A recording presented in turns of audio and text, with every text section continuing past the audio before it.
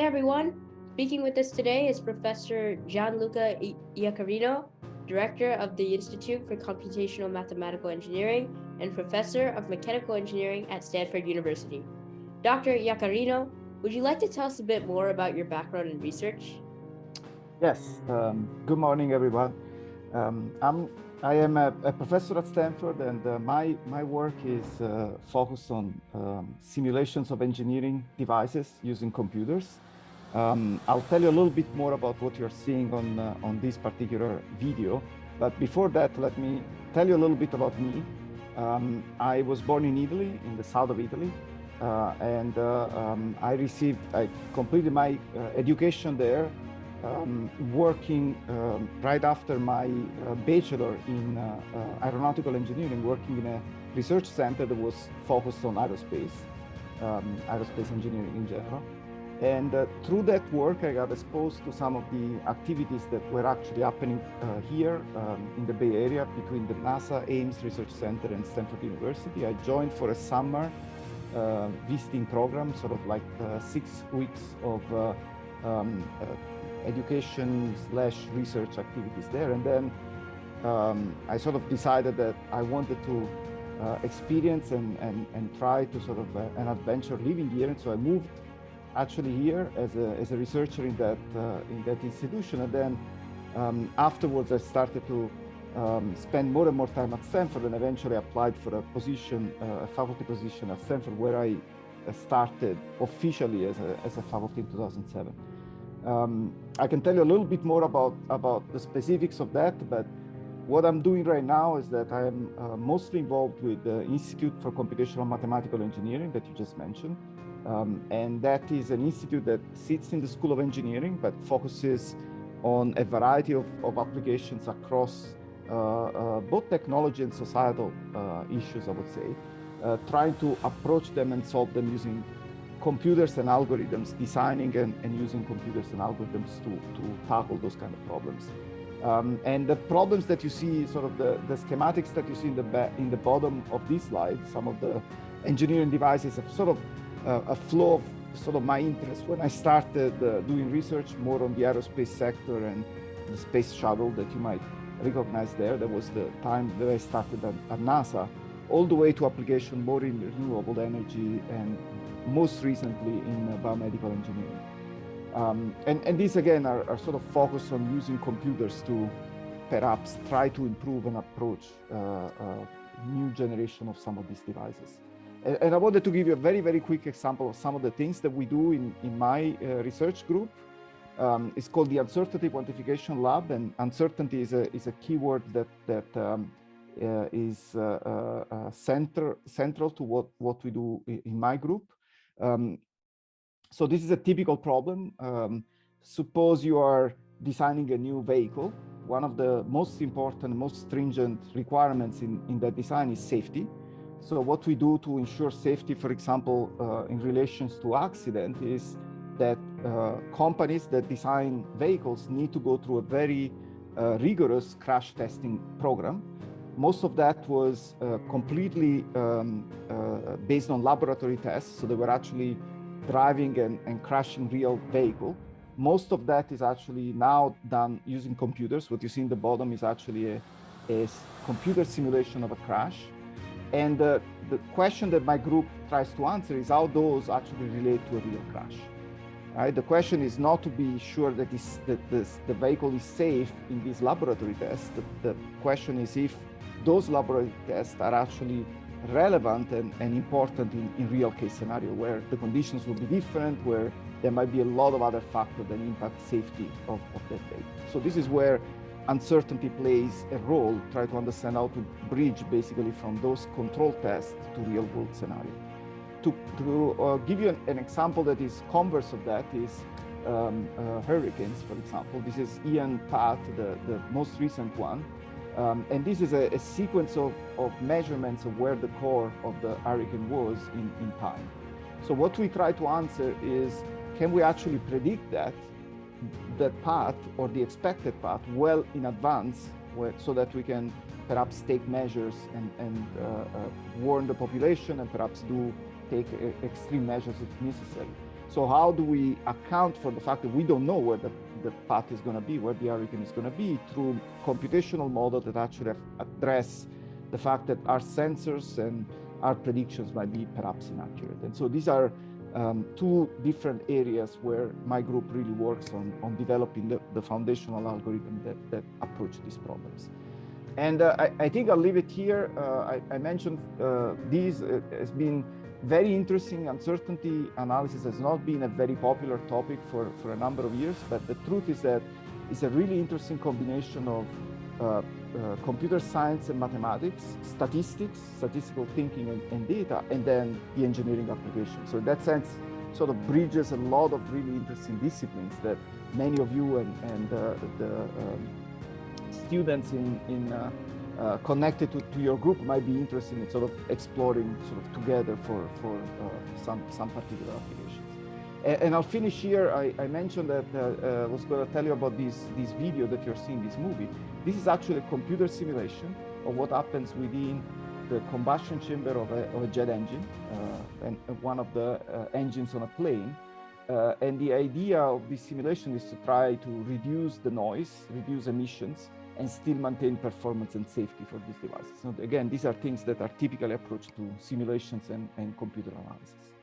I'll stop here and ask if you have questions or curiosity or anything else. Hi, Dr.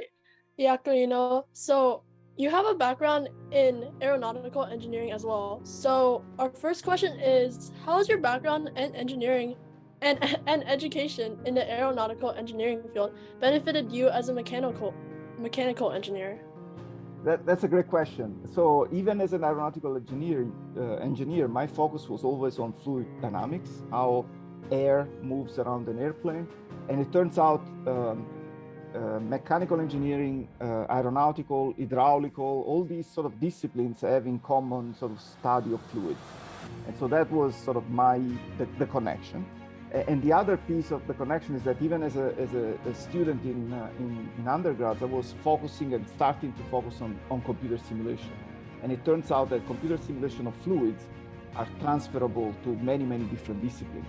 In fact, one of the most important applications these days is studying climate. And climate, the part that has to do with the interaction of the atmosphere and the ocean, is very much related to studies that we do in aeronautics and in mechanical engineering. It's interesting that fluids really connects all of those different fields. So furthermore about your work, how does uncertainty influence your decisions as a mechanical engineer? That's exactly what we're trying to explore and to learn more about, because we do make decisions as engineers, but actually as individuals in general. And those decisions are affected by factors that are unknown. There are very, very few decisions in which you have so much information and so much knowledge that you can be absolutely certain, right? So there is always a degree of uncertainty. And the question is, first of all, how to represent that uncertainty, meaning how to understand what that uncertainty is. Is it really simply, noise where you have blurry images and perhaps you cannot see it, or perhaps the uncertainty is that you're simply looking in the wrong direction? These two are very, very different, and even just trying to distinguish between these two is something that we try to approach in my group with mathematical and statistical analysis. It turns out that there is a very strong foundation of how to actually build the representation of those uncertainties and then account for it when you make a decision. And so your measure of how confident you are in the decision is that you really quantify the uncertainty, and you can say, in spite of the uncertainty, I'm very confident that the outcome is going to be what I desire in this particular engineering design, or as I said, in your decision in everyday life. It's really interesting that uncertainty kind of makes up the core or generally influences your work. So more about you. Can you tell us more about your work as the director of the PSAAP Center at Stanford University? Yes, the center, this is a center funded at the Department of Energy. And the main focus of the center is to push the envelope. So try to expand what we can do today with computer simulation. So try to approach the problem of using new computer architectures. As you're familiar for sure with the GPUs and accelerators that are now present in our laptops, in our computers. Well, it turns out that we can actually connect together hundreds and thousands of these systems and then make them work together so that we can perform more and more accurate, detailed simulations of specific problems that we might care about, for example, for climate predictions.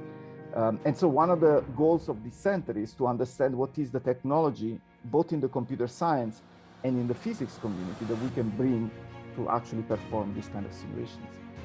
And so it's very much related to the idea that we need new strategies, new algorithms, new programming models, new languages perhaps to interact with these very, very complex and advanced machines, supercomputers. So you mentioned that you work at the intersection of sort of physics and computer science. So preceding that, what created your interest in computational fluid dynamics in the first place? Well, I mentioned that as a student, actually in college, I was exposed for the first time to the possibility of using computers to replace or to complement experiments. So I was actually carrying out a project in a lab in my university. This was a very, very simple study of an airplane wing doing experiments. And it turns out I was actually not very good at it. I was frustrated with how I was not able to get reproducible results in that lab. And it turns out my next course in that year was a very, very first course on computational fluid dynamics. And what got me really interested is the fact that instead on a computer, you have absolute control of what's happening.